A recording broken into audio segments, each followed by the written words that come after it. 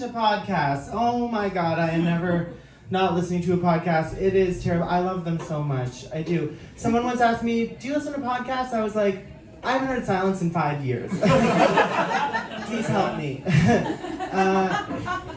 It gets me into some like awkward situations. Like at work we have a kitchen common area, and I will often be in there making my coffee in the morning, listening to my podcast. And someone comes in, well-meaning, you know this person. How was your weekend? How was your weekend? She can see it in your butts. How was your weekend? How about that? You know, little does she know I have an Australian woman in my ear telling me about true crime. Like Caroline would drag the body to the side of the road. We would stay in a shallow grave for 5 years. It's like she's telling me the difference between like a knife wound and a serrated knife wound, and I'm like, it was a good weekend, it was good, coffee, you know.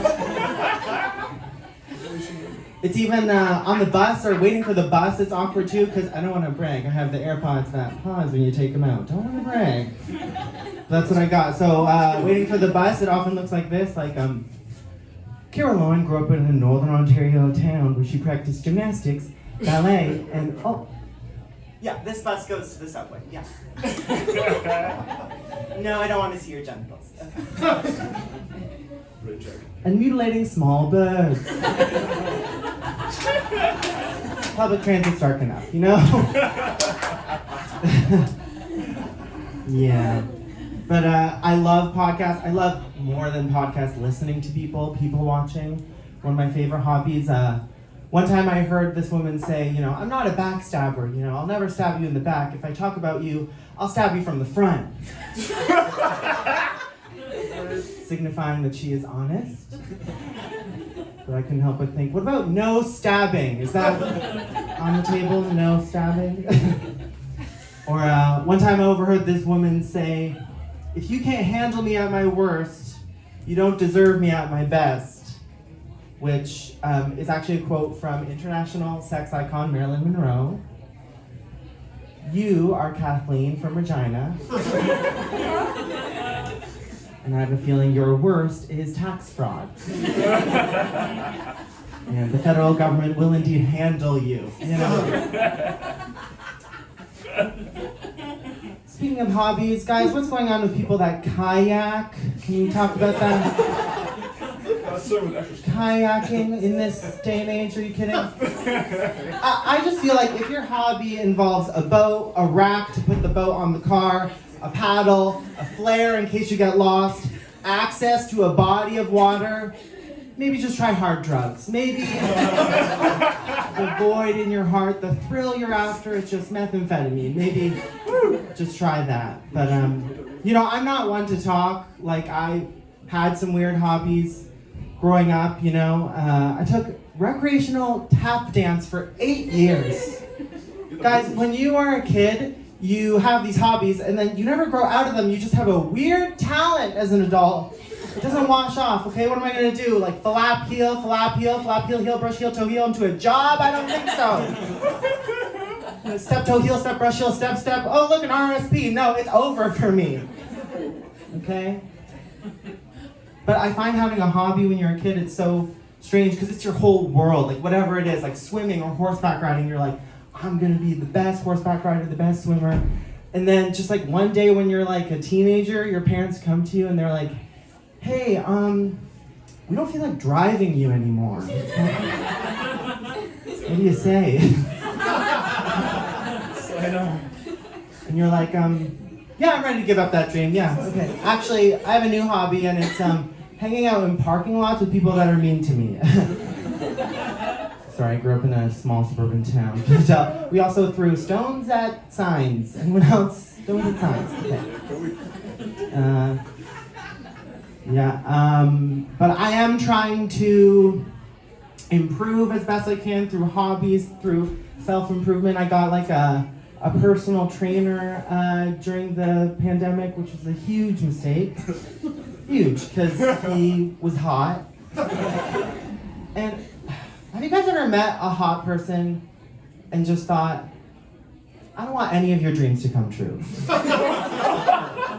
Just none of the, I don't think you've worked hard enough. Just none, you know? Because like, the thing is, hot people, it used to be that they were just celebrities and movie stars. Now, hot people can do anything they want.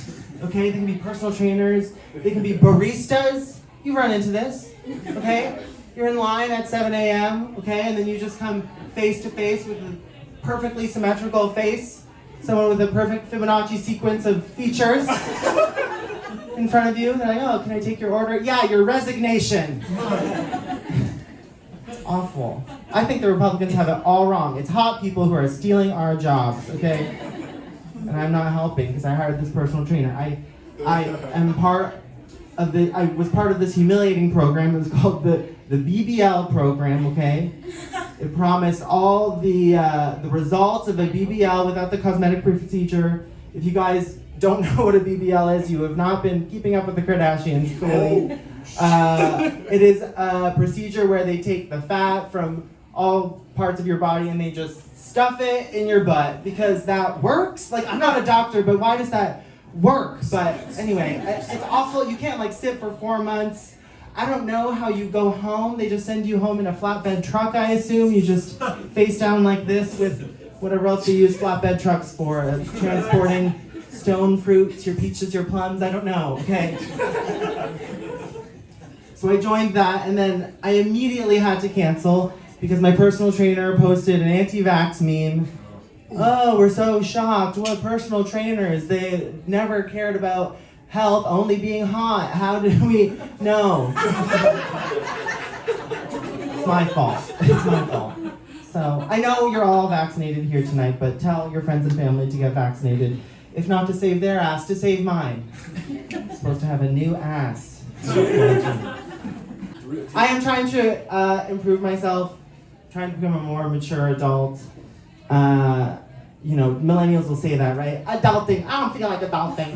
I don't want an adult today.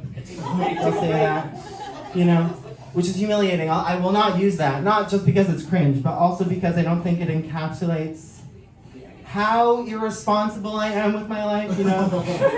Like, my, like, not wanting to adult isn't like leaving dishes in the sink. It's like, oh, that gas leak. Okay, got a book day. We'll see if we get around to that. And then my poor partner comes home. He's like, babe, I smell gas. And then I have to gaslight him about the gas leak. I'm like, oh, I smelled it too last week. You know, and he does not understand. But what he doesn't know is that we are two different mice. And let me explain. I read this psychology book. So some lineage of mice have the courageous gene. Some lineage of mice do not have the courageous gene. Both have survived for this reason. So the courageous mice will never starve because they'll always leave to hunt and find food, but they might get killed by a predator. And then the other ones that do not have the courageous gene, they will stay home. They'll never get killed by a predator, but they might starve. Okay? My partner is a hunter mouse. He sees a problem, he goes out and he solves it. And I am an inside mouse. And when I see a problem, I get real small. Real small, so small. And so quiet. So quiet, you can't hear it. So quiet. And then I just hope that the problem goes away. I hope it goes away, and guess what? It hasn't worked for climate change or our democracy. But listen, let me give you some examples. Okay, do you guys remember circa 2015, the killer clowns? Yes. The killer clowns, okay? Everyone's like, what do we do about the killer clowns? What do we do about the killer clowns, right? And then my people stepped in and we were like, not a goddamn thing. We're not gonna do a thing. You know what happened? The clowns went away, guys. No more clowns. Ignore your problems. If that's not happiness, I don't know what it is. Guys, you were truly kind to me doing